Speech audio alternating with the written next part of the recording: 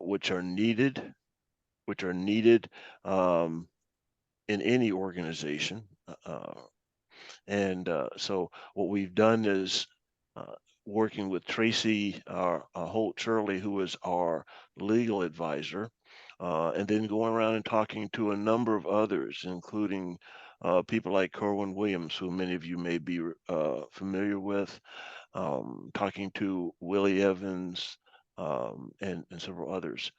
We looked at different organizations and how they were structured and what the best way forward was. And so we did that. Then we went back to the board for a vote, and the board voted for us to establish, independent of the National Naval Officers Association, so there'd be no financial connection or at least oversight at that point, to create a National Naval Officers Foundation that would primarily be there to try to raise money to stabilize the financial health of the NNOA.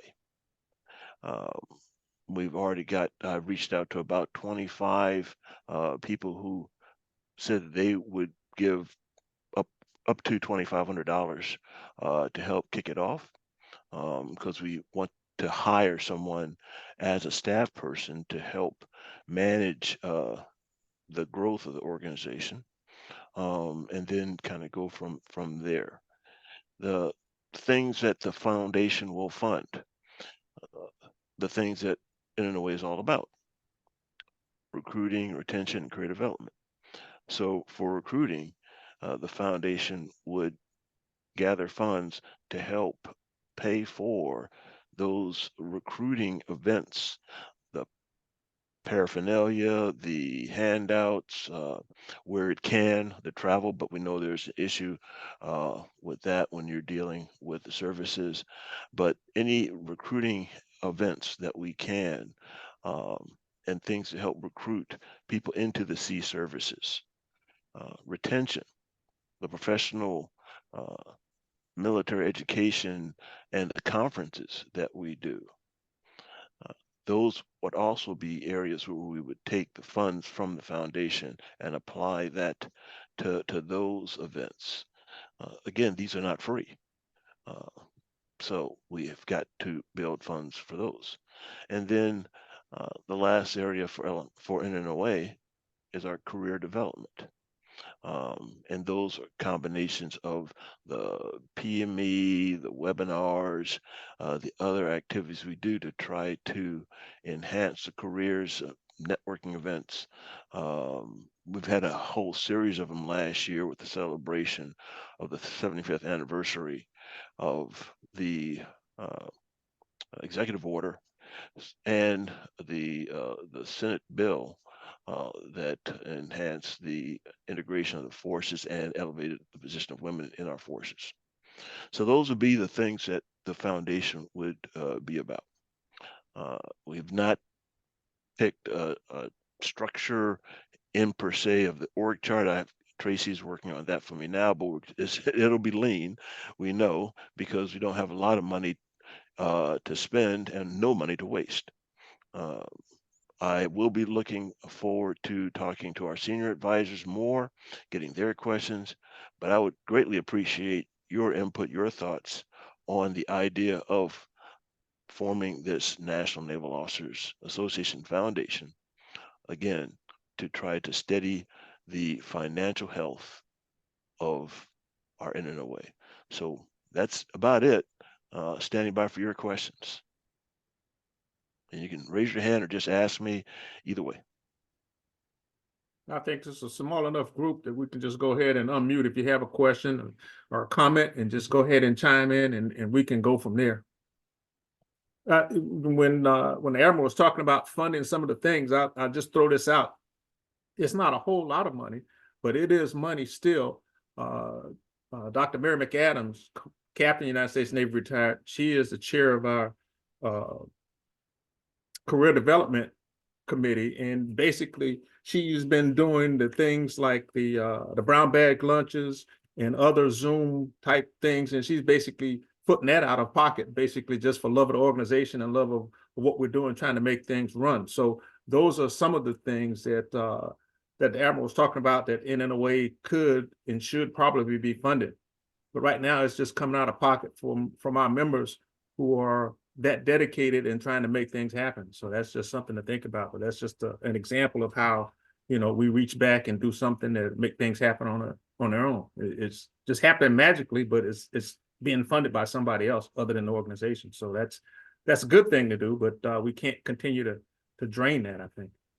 So any questions or comments? Go ahead, please. Well, I'll just simply say, first of all, this is something we really need for the whole future of NNOA.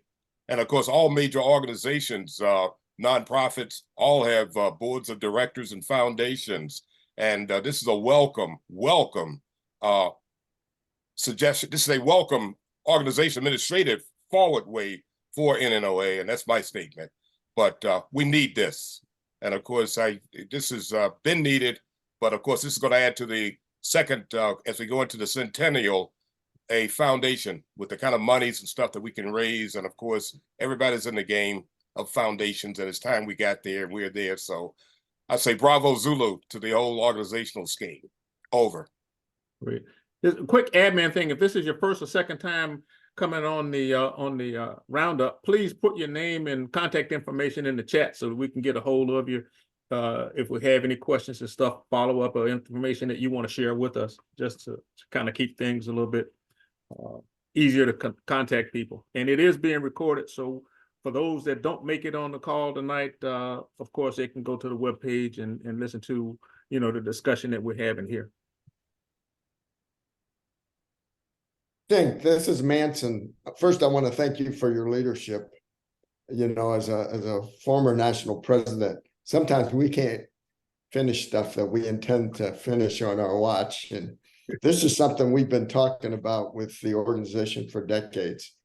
And I guess I have a few questions. Let me start with hopefully the easy one.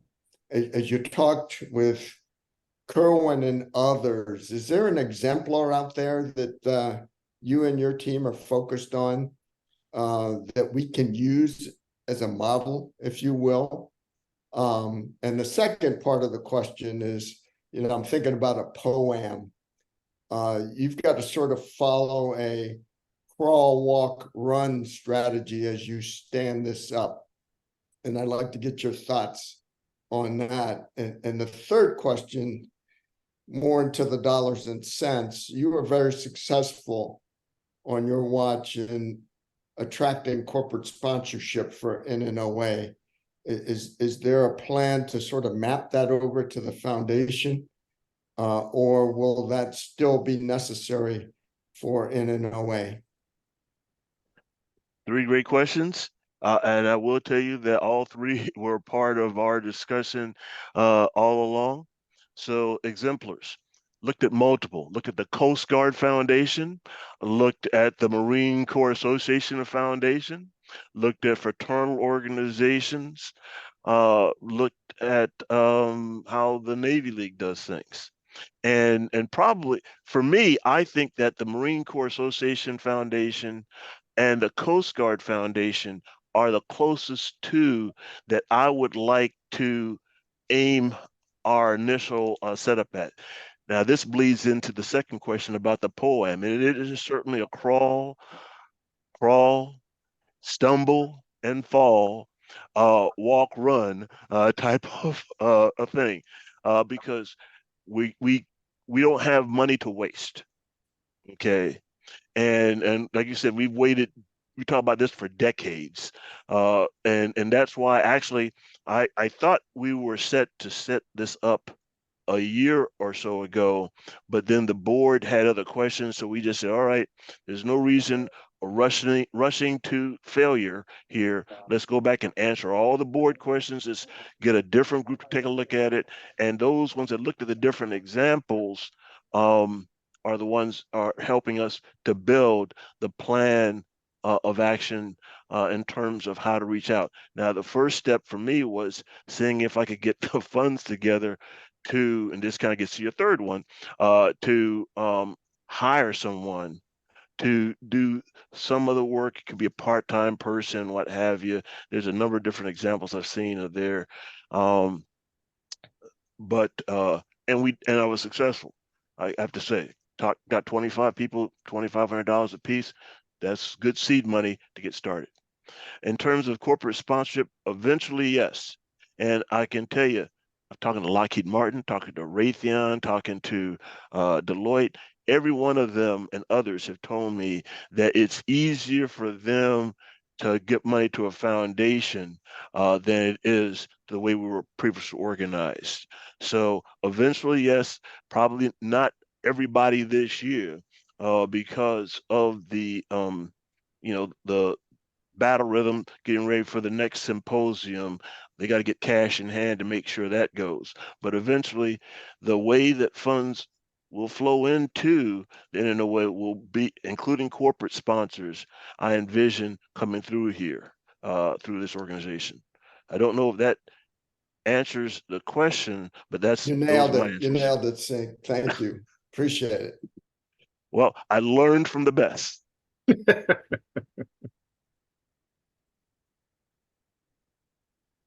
I'm sure there are other questions, comments, concerns out there, so feel free to just go ahead and chime in.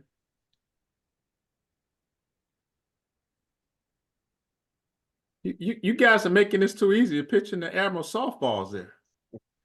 It is a weekend, people coming off holiday, and of course the biggest thing is people feel if they say too much, then they're volunteering. So I know that. Sir, we're out there in the breach, you and I, and Dr. Wright. So we're looking for other folks to join us, that's for sure. And the good thing is there's talent out there. And I hate to say it like this, but a lot of the folks on this call are retirees. And of course, retirees have a lot of time, I'm sure, right? Everybody wants to just jump right in Amazingly there. not. It depends. It all depends between because many retirees are in the sandwich generation where you got kids you're still taking care of, plus you're taking care of your parents. Yeah. Many retirees, me included, still work full time. Okay, in order to take care of the bread on either part of the sandwich. I'm meat. Okay, in the middle. All right. Um, Heck, act Dr. Right. Just going to the hospital. How many times you got to go to the hospital for this, that, and the other thing? A friend of mine just told me he had his knee replaced. He had 7 different surgeries afterwards because he got infected. So there's and if you were unfortunate enough to be a flag officer like Manson Brown and I, you ain't got no staff anymore. So you got to do all this stuff yourself. All right. So no, you do not have more time necessarily as a retiree. Can I get an amen? Anybody? Yes, sir. Amen. Absolutely. Okay. Yeah, I retired twice, and my wife said she wasn't going to jail for murder. I need to find another job. Amen. Amen. The bad thing was I found another job, but I was working from home, so I still didn't get any bonus points there. Sink, I do have a recommendation for you. I don't know if I'm still a member of the advisory board for the NNOA. I've not been engaged since the last time you were president. But in terms of leading from the front, you talked about identifying 25 people to pony up $2,500.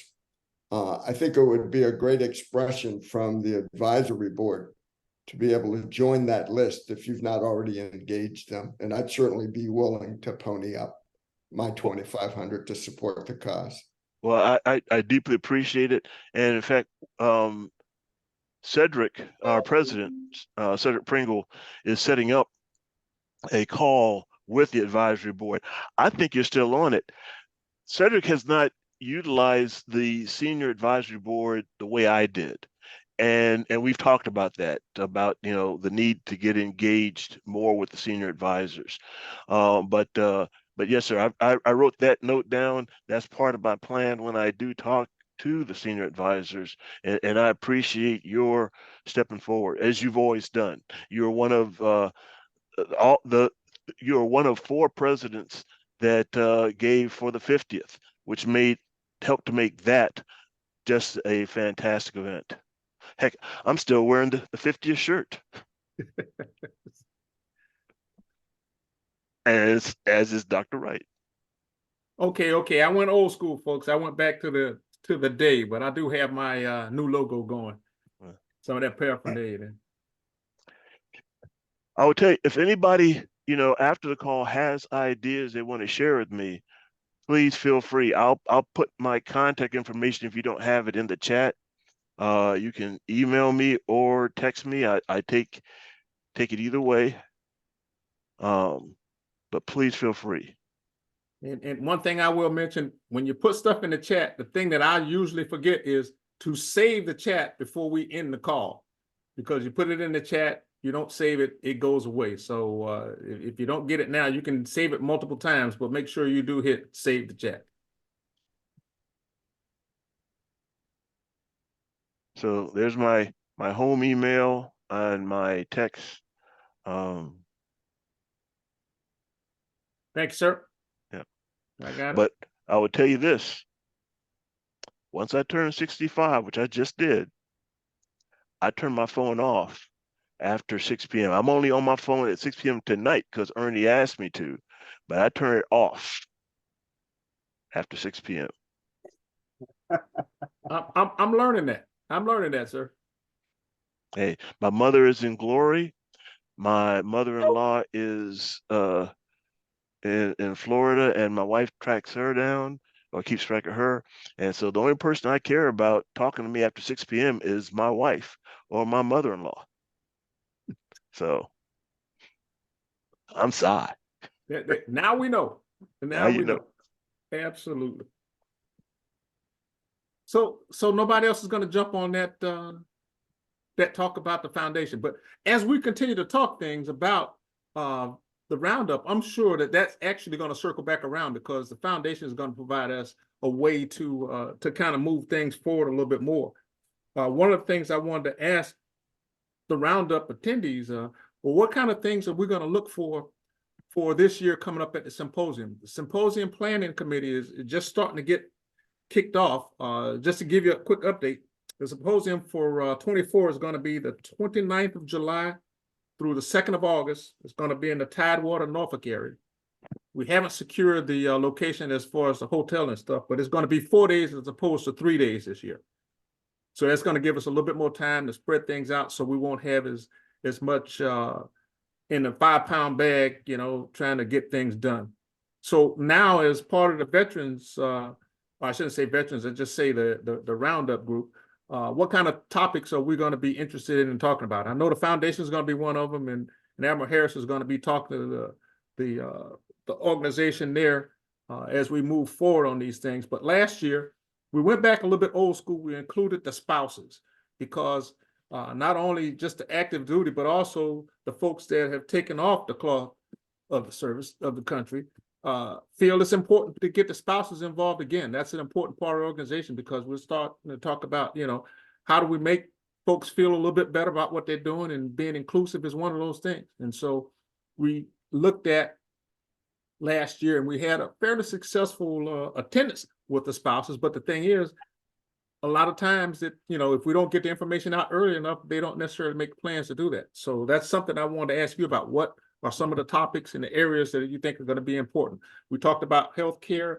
We talked about some of the personal ways of time sharing, I guess is a good way to call it, because balancing life, work, those kind of things. It looked like it was a lot of the touchy-feely stuff and a lot of things that we talked about. Then we said, you know what? It's not only important to us as folks that are no longer active duty, but it's still important to the active duty side of the house.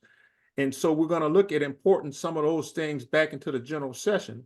But I still want to ask you, what kind of things and topics do you feel is going to be relevant when we get to the planning stage? We're always talking about, what's up to date with the tactics and the promotions and what we need to do for that. But we need to go back to that whole person thing. And that used to be a key focus on NNOA when we got together our annual symposium. So I'm going to look to you guys to start giving me some feedback. I know I've talked to a few people, Colonel Sam Dyer there. He was one of the people that was presenting last year, and we've been talking about what kind of things he wants to talk about this year, financial kind of stuff, things like that. So I'm throwing that out to you now. So as we get rolling into the symposium planning, and I want to have something that's going to be of interest to folks that are not active duty. Get you to come out and participate with some of the active duty folks, because sometimes they still feel that it's the first time that they ever had to encounter something, and we're there to tell them, hey, it's not the first rodeo. We've been there doing it, and here's what we did. Here's how we would be successful. So I'm throwing that out there to you also as you think about that.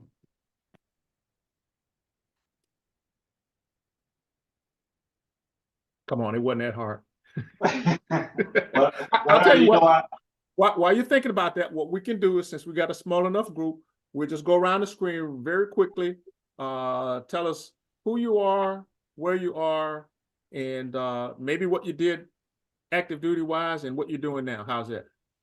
So I'll kind of pick them out, and Captain Wright, if you would, go ahead and kick us off. Oh, pleasure. First of all, Happy New Year to everybody. I'm Captain Rick Wright, and I'm speaking to you from upstate New York, Marcellus, New York. And of course, it's wintertime, and I should have all you up here so I can give you a beautiful winter wonderland picture of what it really looks like in this world of snow and cold weather. But of course, I'm 80 years old now. And what I want to do, in fact, a real effort is to really put together a historical network to start collecting NNOA artifacts, materials, and everything. The cruciality of this is one of my high priority areas for NNOA. So technically what I'm indicating is to look in our attics and closets and boxes and whatever. They got all these materials. We have a very nice, a real nice military complex here at Syracuse University. It's got all the newest technological stuff to digitize materials and all, and also from the standpoint of storage. But just going to get this out as an effort of mine to put together a historical network of, we don't need the whole US Navy, but of course a network of people who are interested in history, and also writing it and getting our stuff digitized, because we need to be able, as Admiral Harris got to me, once we get this done, to put it into the Museum of African American Natural History in Washington and other places. But we have a fantastic, incredible history that we have amassed over the last 50 years. And that is a major effort that I want to get going this year.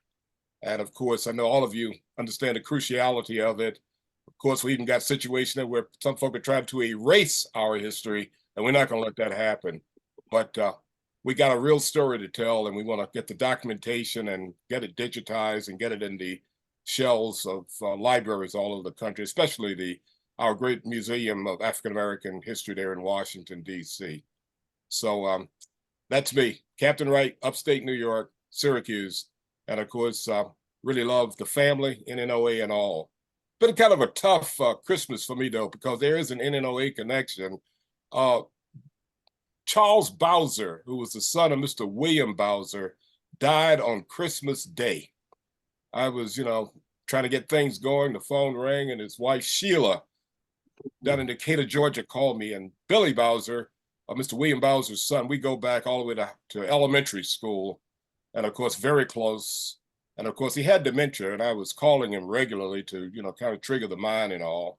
And of course, his father in fact, Admiral Manson Brown can tell you a lot about his father, who he received finally the meritorious Gold Life-Saving Medal for all the efforts of Pea Island, the great Coast Guard station on the Outer Banks. And there's a YouTube there. But history is my baby. And of course, again, I don't feel it, but I am 80 years old. And what else can I say but over, and I love the family here. Way to go. Thank you, sir. And that was probably a good segue into Vice Admiral Manson Brown, sir. Floor is yours. Greetings all. Happy New Year's. My name is Manson Brown. I'm currently at my winter home in Neptune Beach, Florida. A home I bought, by the way, when I was a lieutenant stationed down here. But it's certainly suitable for Herminia and I as we get into our elder years. Just a little bit about me, 36 years in the U.S. Coast Guard, retired as a Vice Admiral, blessed to serve, retired in 2014, was sorry to give the uniform up. When they were done with me at the Coast Guard, I served in the Obama administration for 2 years as an Assistant Secretary of Commerce and the deputy for the National Oceanic and Atmospheric Administration. I retired from there on President Obama's last day. And I pretty much have been doing just pro bono work ever since. You don't see me much around in a way because I do have some health issues that were addressed earlier by one of my elder colleagues. And one of the reasons we come to Florida is so I can maintain my fitness and sort of push aside some of those health concerns. I'm glad you've given us the dates to the upcoming symposium. I think Herminia and I can plan to make that, so I'm looking forward to seeing all of you there. Last thing I want to say, Ernie, you've been hosting these things for years. That's true. You don't see me much, but I really appreciate the updates that you send out and the fact that you keep this team focused and moving forward. Thank you for your leadership as well. That's it for me. Thank you, sir. It's all for the love of the organization and the people. Commander Coggins, I see you there. If you would, just chime right in. Hi, everyone. Happy New Year. My name is Andy Coggins. I was in the Navy for almost 24 years. I'm a SWO, served on 7 different ships. I went to the German War College and also served at the U.S. Embassy in Bonn. I retired in 95 and went to Virginia Tech to do a PhD where I taught. And from Virginia Tech, I went to Chinese University of Hong Kong School of Hotel and Tourism Management, and from there to Pace University, where I am currently working. So I alternate between Blacksburg, Virginia, home of Virginia Tech, and White Plains, New York, where I grew up and where I work up there in Pace. And so I'm a charter member of the Pearl Harbor chapter of NNOA, way back when Admiral Gravely was Comp Third Fleet. And I was also out in Pearl Harbor when we had a African-American Commodore of Comdetch on 2-5.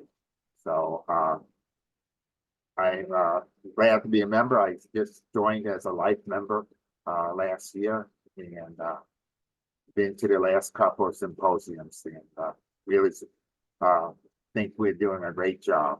I would think for the upcoming symposium, maybe we might have something for the active duty on extended deployments, since that seems to be popped up with what's going on in the Mideast.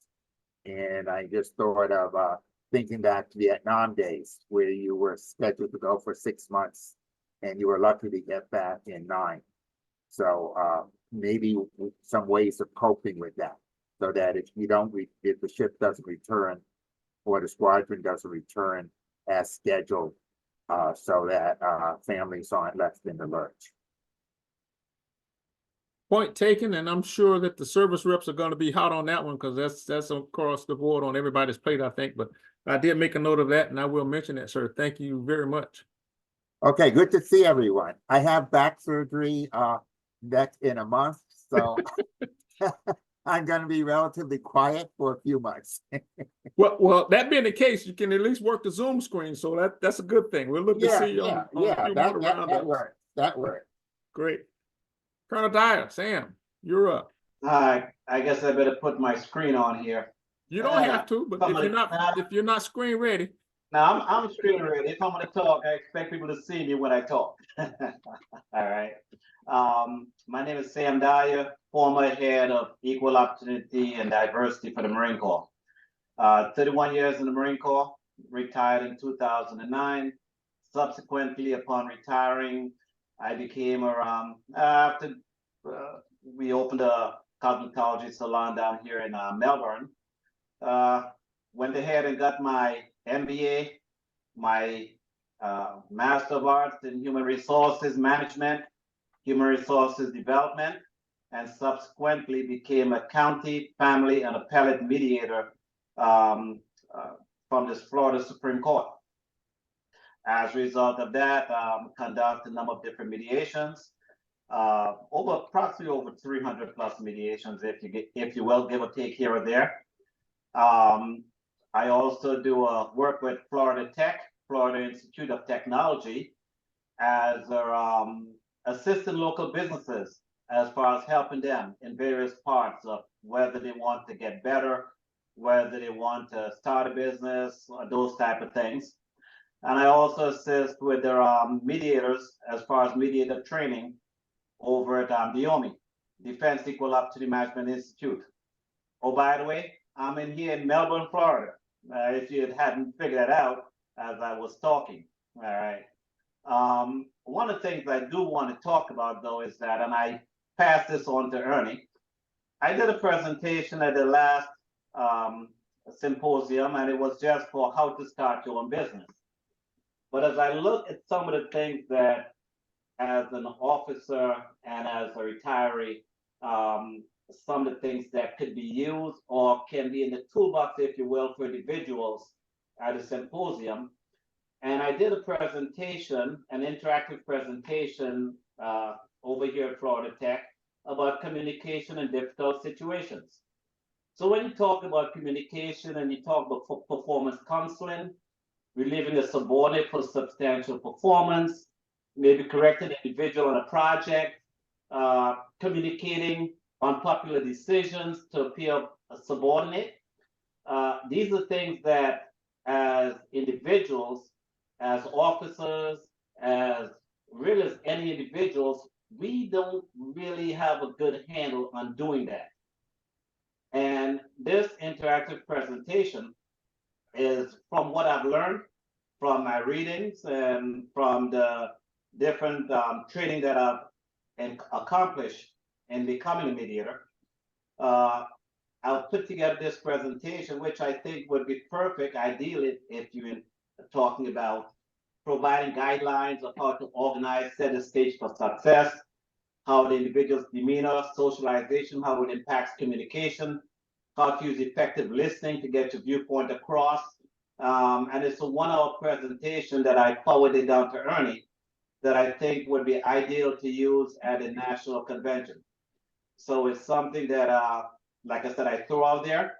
I think that it's important. I think that as an officer, if I had somebody to at least give me some of this information in a manner that is something that I can use when I can think about it, just even the little nuggets that you get can make a big difference in having a colleague or peer, if you will, that when they finish talking, I finish talking to them, or they finish listening to me, they still feel that they were heard.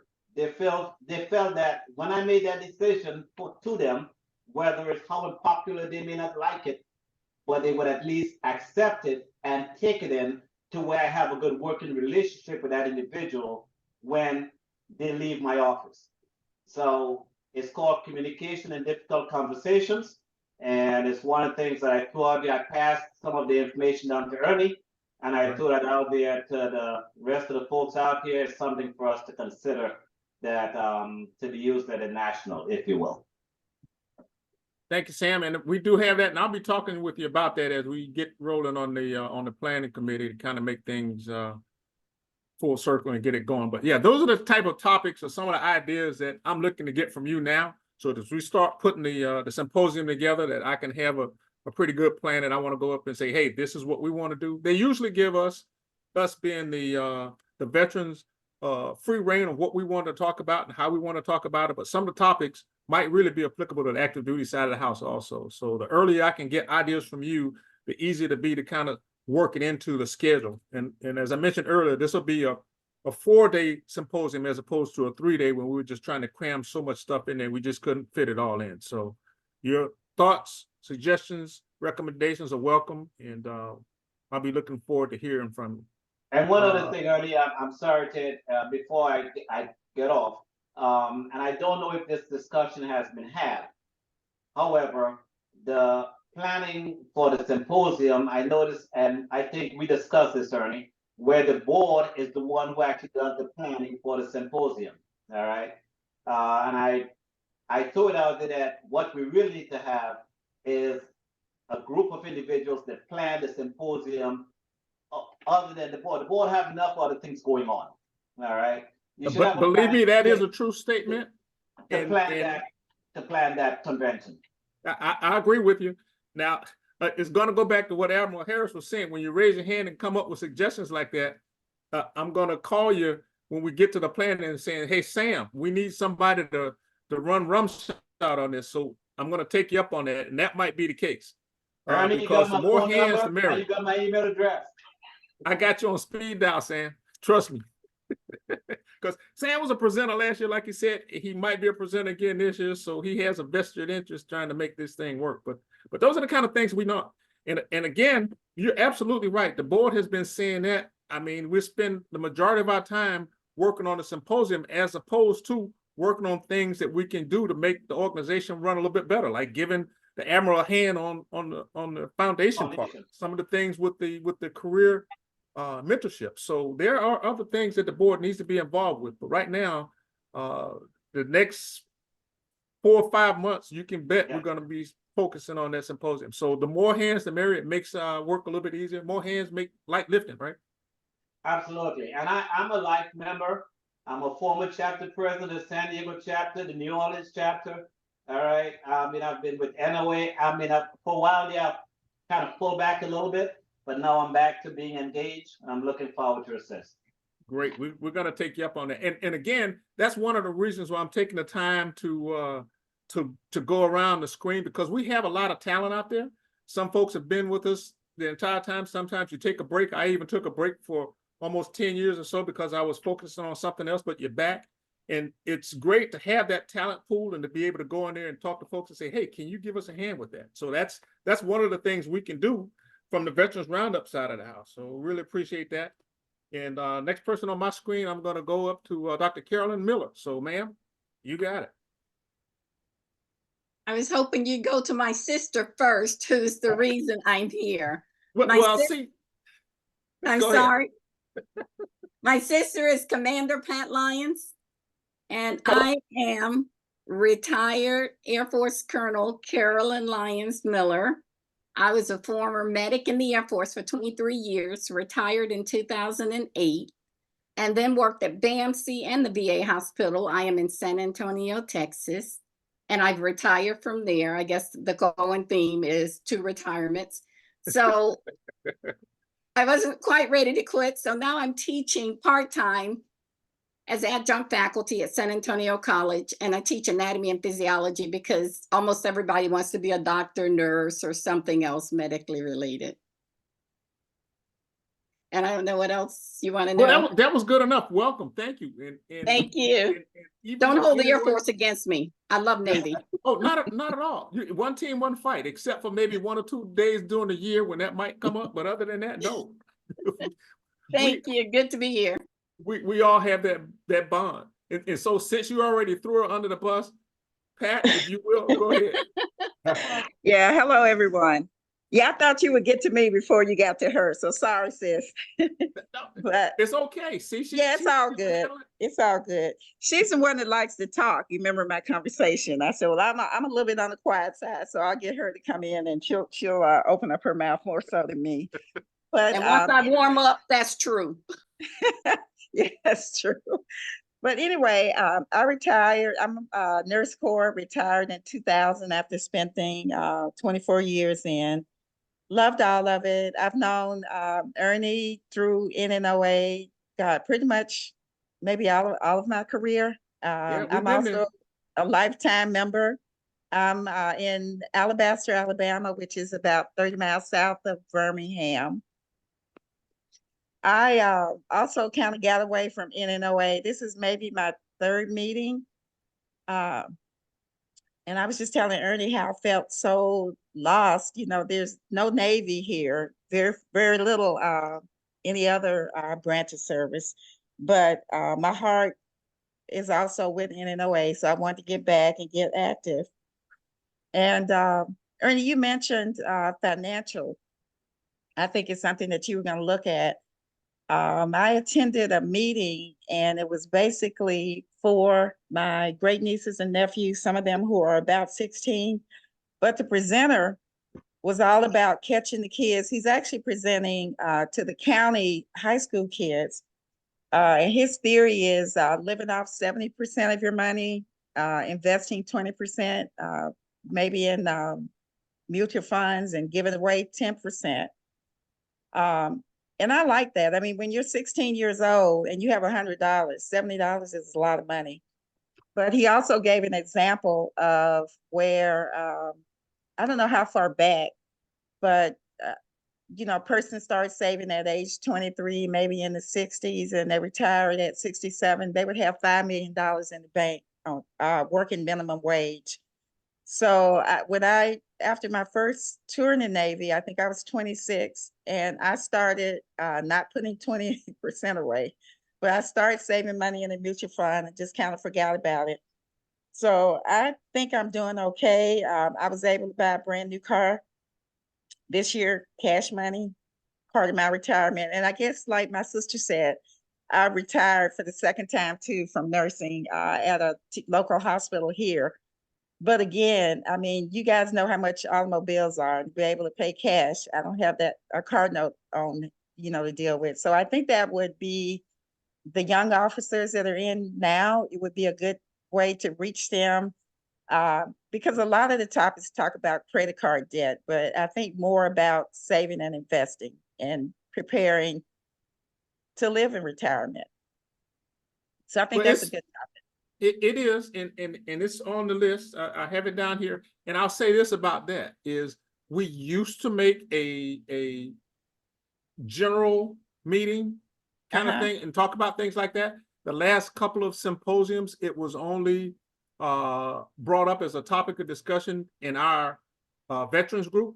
And I think because we expanded again to 4 days as opposed to 3 days, that those type topics, specifically financial development or financial health, if you will, is going to be one of those topics that we might end up using for a general meeting conversation, because it's important. It truly is important.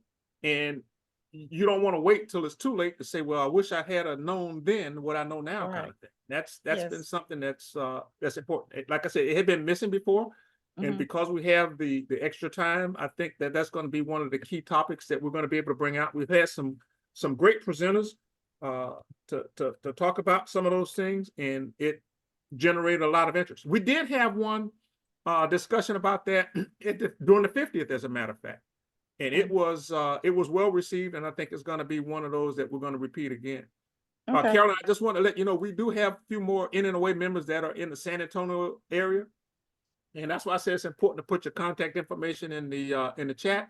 Okay. And they'll probably reach out to you for sure, because it's great to have somebody else to talk to, and somebody you can kind of have to help you navigate some of the questions and things that we have. And it's always good to be joint service. We found that purple is a good color a long time ago. Yes, thank you. All right. So Admiral, I'm gonna hit you up, and then we'll come down and get Jerome, since he was a late bloomer, and we also got Dylan on there. So I haven't forgotten you yet. And again, Sinclair Harris, 34 years, United States Navy, surface warfare. Did a bunch of different things, cruisers, destroyers, frigates, you name it. Previous president of NNOA for 4 years, had a chance to serve under Manson Brown when he was president as part of his board of directors. I've been a member of NNOA since 1988, when the postgraduate school chapter needed a first baseman for their softball team. And I had no idea what Lieutenant Harris had no idea what NNOA was. But they needed a first baseman, so that was my introduction. I've been a member ever since. Real quick, I put a couple of things in the chat in case you hadn't seen them. One, Secretary Del Toro announced that he's naming a ship after French, Mr. French, and a sailor who was a World War II hero. Mr. Charles French saved the lives of, I think, 18 people as he towed their boat away from their sinking ship through shark-infested waters for hours. during World War II. He was given a letter of commendation. He was given a letter, as Secretary Del Toro said when he made this announcement. I gave away letters of commendation for somebody gave me a good PowerPoint brief. This guy saved 18 people, so he's going to be recognized by naming a destroyer after him, and that's pretty big news. The other one, sadly, I have to report the passing of Alma Gravely, our widow of the first African American admiral in the United States Navy. I got been pretty close to the family, and I was at her bedside 2 days before she passed. Uh, she smiled at me at 102, still in her right mind, and said, "Sinclair, I'm okay. I'm just waiting for the Lord." And so she lived her life to the fullest, always full of grace and joy and happiness for everyone. We'll be having her celebration of her life at her church, Mount Olive Baptist Church. I've put the link in for their obit in the chat as well. But it's Saturday, February 3rd at 10 a.m. is the viewing, 11 a.m. is the service. So she'll eventually be interned with her husband, Admiral Gravely, who is in Arlington. So that's it for me. Thank you, sir. Thank you, thank you, thank you. Captain Jerome Davis, you just joined us. We're just going around the screen, telling a little bit about ourselves and any good comments and recommendations that you might have. Mute. Yeah, thank you, Ernie. There you I go. want everybody Happy New Year and pray that everybody had a good holiday season and whatnot. I did want to just, before I get into me, I did want to comment on what Sink brought up about the Charles Finch situation. There's been some of us that have been advocating for years that Charles Finch gets some recognition from the Navy. And I remember bringing this up with Admiral Cox, who's the head of the Navy History and Heritage Command, a few years back, about it's absolutely ludicrous that there's been no effort to recognize Charles Finch for what he did. And you considering that he's known as the human tugboat, right? The thing is for what he did. All right. But I don't know how this eventually got to the Secretary of the Navy, but thank God it did because it's long overdue. And as I've been telling folks since this news broke, I don't know of any other person in naval history that got a ship named after him, which is DD-142, a destroyer named after him, for getting a letter of commendation. That's an incredible thing. And can't forget that French was a messman, all right? Because back then, African Americans, the only job they could have in the Navy was be a messman. So this messman, just like Dory Miller, ended up saving people's lives and whatnot like that. So this is a tremendous accomplishment and whatnot. And I think when I put my message out, I back to Patrick Evans, I couldn't thank the Secretary of the Navy enough for taking this action, because something that Sink did not point out was that this same secretary in about a 3-month period has named 2 ships after African Americans. He named the Harriet Tubman back in, I believe, in September, right, Sink? I think he did the Harriet Tubman like in September, and he turned around and did the Charles Finch here in early January. So that's an incredible thing on his part. So thank God we got folks that are sitting in the seat that have that type of sensitivity.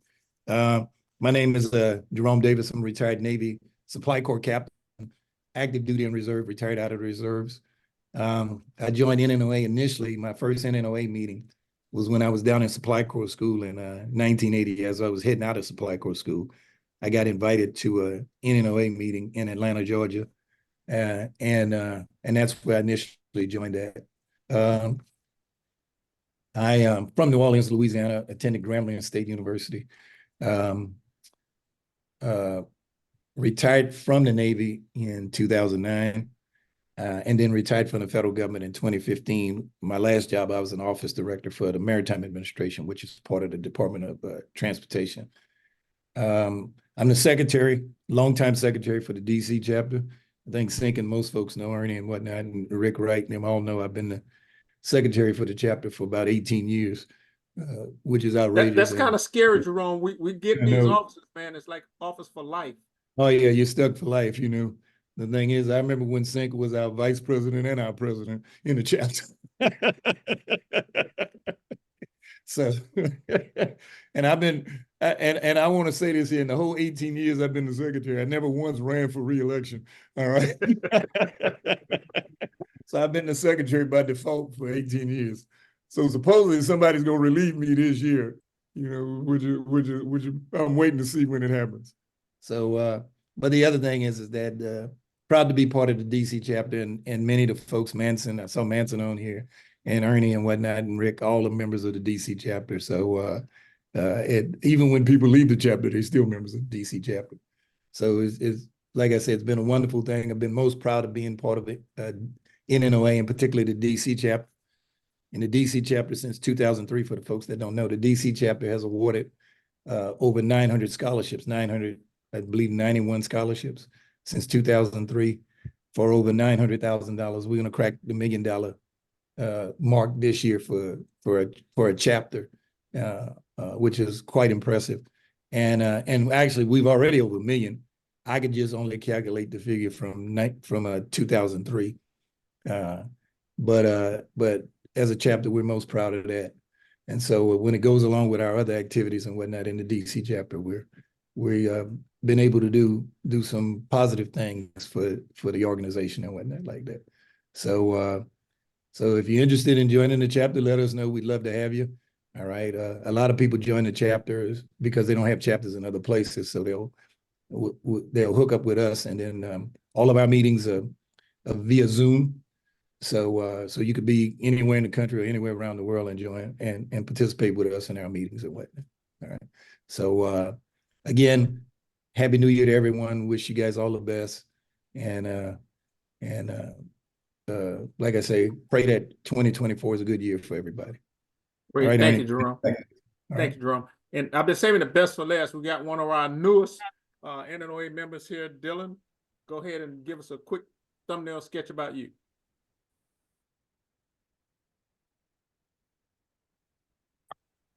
Hello all, how you doing?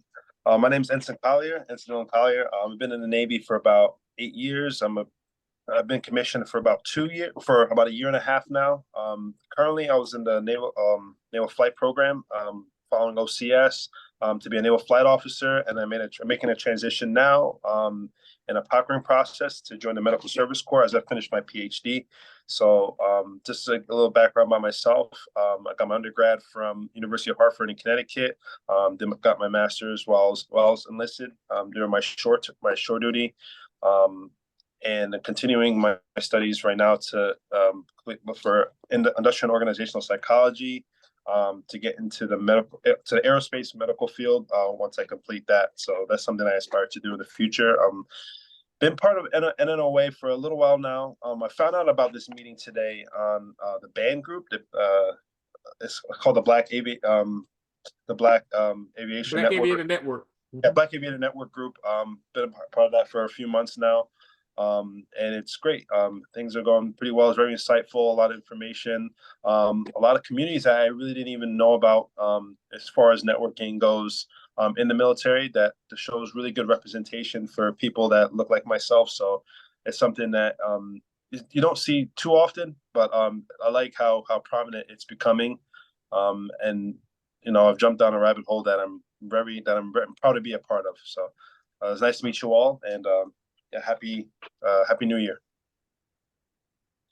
Thank you, Dylan, for that. We appreciate, and we're glad to see you and have you a part of the organization there. We got your information in the chat, so I'll be reaching out to you just to make sure you're doing okay down in Pensacola, because I was an aviator also. Absolutely. I was 23 years active duty for folks, and finally decided to go do something else, and I ended up working for an airline for the next 21 years, and they said it was time to go home, so they sent me home, and that's when I told you the wife said that I was going to go back to work again, so here I am.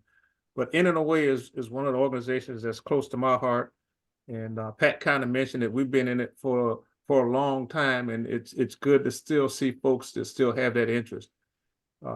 Even though we focus on the sea services, Carolyn, we do interact with the other organizations like the ROCs on the Army side of the house and AFCOMAT on the Air Force side. So we do all work together because the goal is the same. It just happens that we wear different uniform. Plus, we got to spread the wealth anyway. So we kind of work at it that way. those points that I got from you guys for the symposium, upcoming symposium, noted, and I will be reaching out to some of you because we're going to need a hand. And I think Sam hit it right on the head. The board is always overwhelmed when we're trying to do the business of the organization, and we still have to run a symposium, put that together. So anytime you can reach out and extend a hand, that would be much appreciated. As far as chapters, if you can go to the NNOA website, you can pick a chapter that's probably close to you and find out, because a lot of the chapters do Zoom meetings now, and that was a result of COVID. And so you can kind of get involved and see what's going on around. And if not, you can always kind of go home to the mother chapter, the DC chapter, because they're usually an active chapter and they have things going on. And that kind of can sometimes spark and inspire you. We are scattered so much as retirees sometimes that, and I say retirees, but sometimes folks get out at the end of obligated service, maybe at the 6 to 8 year point. And those folks are still valuable members. And I'll just say retirees, but I'm including those folks also. But we are connected to the community now. So that's another time for us to go out and actually sell in a way. And I won't just say the C services, but I say any branch of the service, because they're looking for the same talent. And Pat, the things that you were talking about there, I think we can always reach out there and maybe give a hand. So we can make presentations to those organizations in our community, church organizations, community organizations.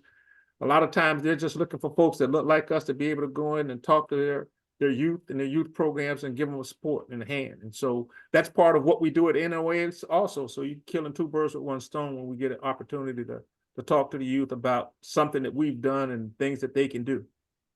Sometimes it kind of looks kind of, dark out there, and a lot of active duty folks still think that they're the first to going through this stuff. And when we can go back and say, hey, I want to believe that things have changed a lot, but they haven't. Sometimes they're kind of just stagnant in one circle. So sometimes the little comments and help that we give to those folks can be enlightening. So we got to keep that going. Any save rounds that folks might have? We're right at 59 minutes now, and I'm going to wrap it up in an hour because I want to be thoughtful of your time, and thank you for joining us, because there are a lot of things going on that we can do on the weekends and stuff, and particularly on the holiday weekend. So it's important for me to be mindful of your time. So any last rounds? Just like to say, remember the great work of the Reverend Dr. Martin Luther King Jr., the great work that he's done.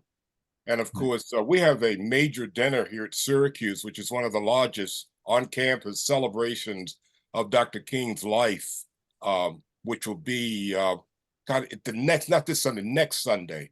And of course, we normally draw about 5,000 to 6,000 people celebrating the life of Dr. Martin Luther King Jr. Also, I wanted to indicate, I don't like to talk too much about myself, but I'm being honored at the Florida State Syracuse University basketball game, which will be on ESPN on the 23rd of January. That's the big Tuesday game. And I'm being honored as the hometown veteran hero of the year. And of course, I indicated in the documentary that they'll show up on the big screen, my greatest moment in the Navy. And I said it was when I was Proctor Commander on board the USS Glover at Chicago on the 5th of July, 1986, by Lieutenant Jesse Arbor, one of the first African-American naval officers. So that's what I sent that to them. I put that video together. I'll let y'all know more about it, but Great. just shut up at that and indicate Happy New Year. It's good to have Rick as the doggone historian, I tell you what, because he's going to keep us filled on that stuff. But thank you so much. Make sure you put that out there so we'll know about it too. Will do. Absolutely. All right. Last time going around. Any last rounds? If not, I want to thank you again. Yes, sir. Go ahead. Hey, Ernie, I'm going to mind back here. I'm sorry. I'm just asking Ernie, how do I say this chat? Because I did it before. For some reason, I just can't seem to figure out what the heck I'm doing here. Say that again, Sam. You were broken. Say the chat. The chat. Gotcha. Just a reminder. Now's a good time to go ahead and hit save on the chat. If you can do that, saying, make how sure do you save it?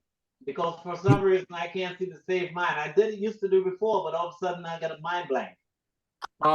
If it's not under the chat itself, it is usually the 3 dots. And if you hit the 3 dots, it'll be somewhere in there that says save the chat. Yeah, that's what I thought. I don't have the three dots to this one, so yeah, I'll figure it out. Let me try it more. Nope, that's not it. I did it before. I just can't seem to find it. Darren, you gonna help me as a young man? I'm telling you, look at the three dots down at the bottom of the chat. It'll be there. I had the same problem too, and then I've kind of figured out. Yeah. All right. Thank you so All right. much. Again, our yeah. next roundup will be February the 10th. February the 10th. Second Saturday of the month. And come up with a topic for you there and keep you appraised of what's going on.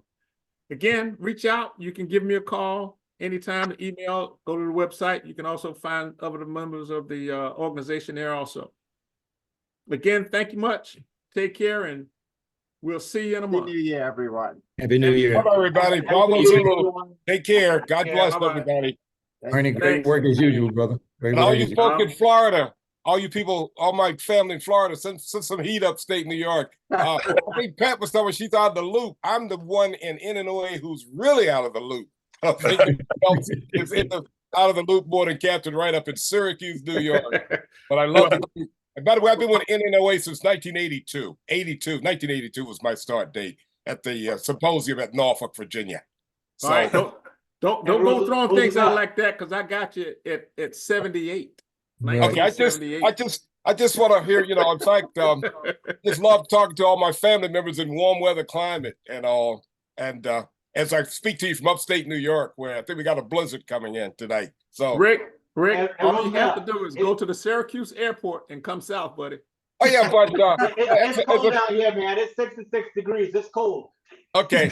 Now but I'm a That's Southerner, exactly right. I'm a Southerner from Elizabeth City, North Carolina, Elizabeth City State grad, and of course we okay. All righty. All right, take care. Everybody, let me watch All some football games. By the way, if you agree with Browns fans, Hey, Sam, you're breaking up the quilts, huh? Yeah, you know. okay, everybody, love you. Take care. All right, Bye-bye. guys.